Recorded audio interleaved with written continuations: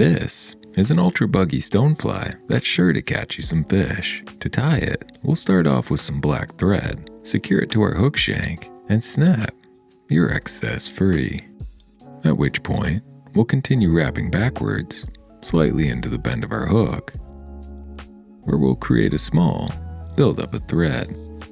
At which point, we'll grab some biots, here I'm using black, snip a couple free, and place them in a V formation. Measure this to be about half a hook shank in length, transferring our measurement and securing it just in front of our build-up of thread. Secure it tightly in place, ensuring that the biots stay on the top side of your hook shank.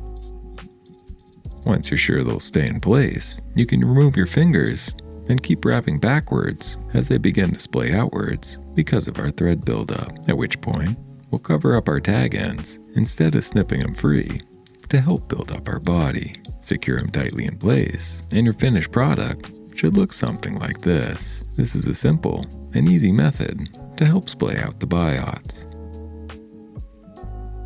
We'll then grab some flat vinyl, here I'm using black, and secure it tightly to our hook shank, leaving a bit of room at the head of our fly, and once again wrapping backwards towards the bend of our hook. With this complete, we'll then grab some dubbing. Here I'm using hare's ear in the color black. We'll pull a bit free and create a dubbing noodle, beginning to wrap it forward in close touching spirals, building up a slight transition as we work up the body. And you can continue to add and tighten the dubbing as needed, because it's always going to be easier to add some extra dubbing instead of taking some away.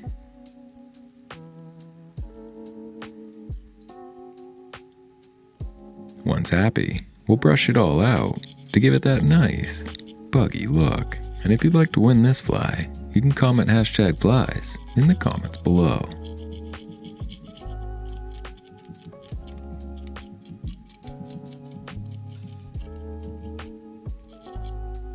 With this complete, we'll grab our vinyl and begin to wrap it forward in slightly overwrapping spirals, ensuring that we trap a few of our hare's ears facing backwards to give it that extra buggy look. To do this, we'll carefully wrap it forward, pulling the hare's ear backwards as we go, ensuring that we trap a few fibers in between each rib. And if you need to, you can always grab your brush it out a little bit before continuing this same process. This will help loosen up some fibers as the vinyl begins to mat it down as we wrap it forward. And we'll continue this process until we reach our thread, adding in an extra wrap at the end to make securing it slightly easier. At which point, we'll secure it tightly in place, taking thread wraps both in front as well as behind, and snipping our excess free. Cover up your tag ends,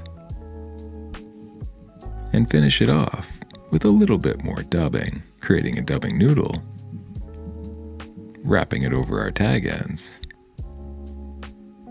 and brushing it out to give it that nice, buggy look.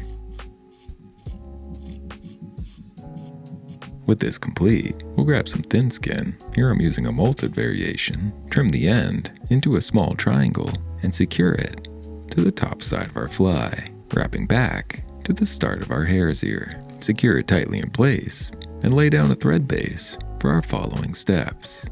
At which point, we'll grab some more dubbing. Here I'm going to create a custom blend consisting of some creepy crawly ice dubbing, this one's in black, along with some synthetic carp dubbing that also has a few micro-leg fibers. And to finish it off and blend it in with our body, we'll add in just a bit of hare's ear. We'll blend these all together simply by cutting it in half, folding it over, and repeating the process until completely blended, at which point we'll pull a bit free and create a dubbing noodle. This is a great way to get some more unique looking flies, and you can do this with any pattern. That'll create a unique looking fly using some of your favorite dubbings by simply mixing them together. We'll wrap our dubbing noodle forward in a tight compact ball before grabbing our brush and brushing it out to give it that nice, buggy look. We'll pull everything back Add a few wraps in front before folding over our thin skin and securing it just in front. Secure it tightly in place before folding it over and securing back over the top to point it back towards its original direction. With this complete, we'll grab some more dubbing and create another dubbing noodle, this time using slightly more dubbing than the previous step to again continue building up this transition. And of course, brush it out to give it that nice, buggy look.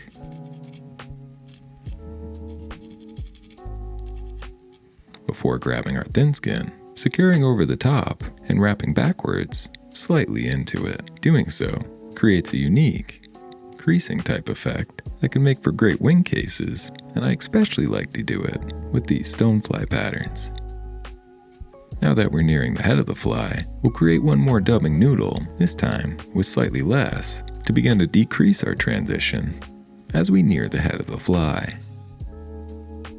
And of course, brushing it out once more to give it that nice, buggy look. We'll pull everything back, add a few wraps in front before folding over our thin skin, securing it once more before snipping our excess free. At which point, we'll grab a couple more biots and secure them at the head of the fly, just behind our hook eye. Position them so you can still easily put a tippet through before securing them tightly in place. Snip your excess free.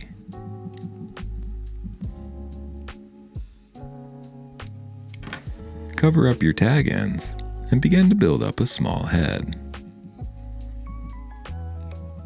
Whip finish to continue building up the head and secure everything in place.